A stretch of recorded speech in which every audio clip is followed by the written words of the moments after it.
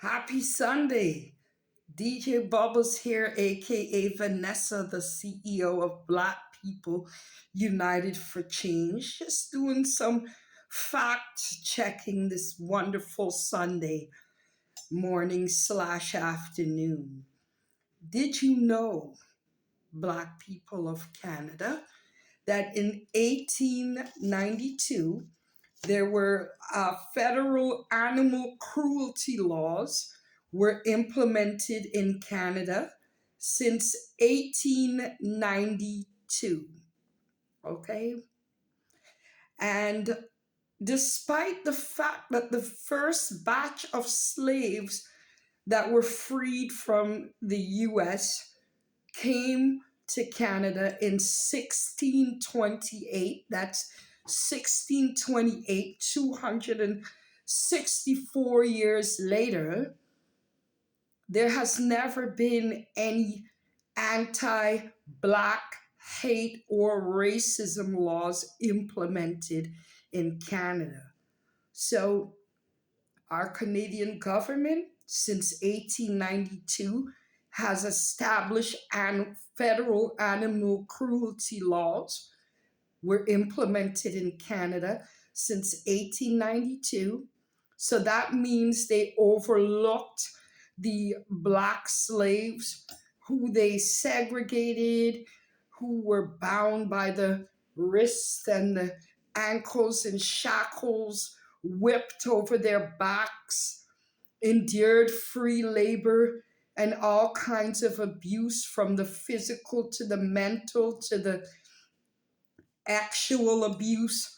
Yet to this day, 397 years later, in 2025, anti Black hate or racism laws that specifically identify the abuse and the trauma that we face since in this country since 1628 has never been implemented in Canada, let alone the each individual provinces and territories. What does this say about us? Did you know that 95% of plantation owners were Christians and believed in the Bible? That's why slaves always looked forward to Sundays, because this was the one day the master would allow them not to have to be picking cotton on their plantations until their fingers bled out. Yet they had to work relentlessly for more than 12 hours a day, and the only compensation they received was mental abuse, mental torment, and being treated less than how an animal is treated. Now, why I breached on the topic that 95% of the plantation owners were Christians is because in the Bible it said that God gave humans dominion over all things. So on earth, we have dominance over the animals and, nature and what have you. He gave us dominion over all things. But when it comes to Black people, although we are human, because just like our other ethnic groups, we have two eyes, a nose, a mouth. There was only one difference, and that is the pigmentation of our skin. However, we have the same genetics, the same human features, the same human functions. So we too are given dominion over all things, because this scripture in the Bible applies to every human being who was created in God's image. But here we are, 397 years after the very first batch of slaves came over from across the border into Canada. And federal laws were made 264 years after the first batch of slaves immigrated to Canada in hopes of freedom and a better life. and they bypassed those men, women, and children who were subjected to the most harshest, most cruel, unimaginable treatment rendered by the palm colored hand race. And yet, although we too, as Black people, have dominion over all things, just as what it says in the Bible that was read and religiously followed by 95% of the plantation owners, Canada found it very much more important to implement an animal cruelty law since 1892, yet finds it hard to establish anti Black hate and racism laws. So, you know what that means? Because Canada is a cold climate, they were not able to have plantations with Black people picking cottons due to the freezing of the ground during the winter, but they still shared the same ideology as their palm colored hand brothers and sisters down south in the USA. So that means that we are worth and valued less than how an animal is valued. And there's laws to protect an animal from being shot in the streets, abused physically, left out in the cold to sleep on the streets.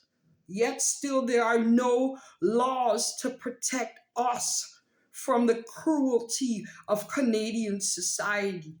A perfect example is the African asylum seekers that slept, lived, and died on the cold streets of Toronto, Canada, less than 5 years ago, and two of who died in those very same streets. And this has still not incited the Canadian government to implement anti Black hate and racism laws in this country. Just remember that what we as a people, as a Black people, are going through in Canada here and now in the present 2025, we have been going through this discrimination, barriers, segregation, unusual and unfair treatment since the year 1628. We have lived this way for 397 years in Canada. Why aren't there laws to protect us? And the biggest question is, why are we as a people remaining silent on these things? Everything I'm saying to you is a proven fact. Go and research. Why don't we cry out together and stand together for change? We are not animals. We walk on our 2 feet. We have 2 legs, 2 ears, two of everything. Just like our palm colored hand people, because we all belong to that one race, which is the human race. You done know. We need to start making noise. Somebody advocated for the way how animals were treated, cruelty back in 1892. As we can see, nobody's advocating for us. So, who is best to advocate for us than us?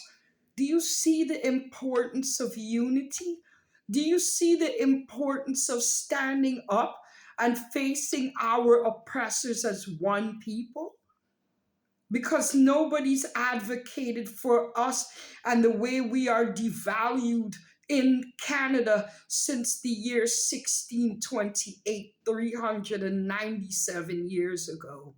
You done know.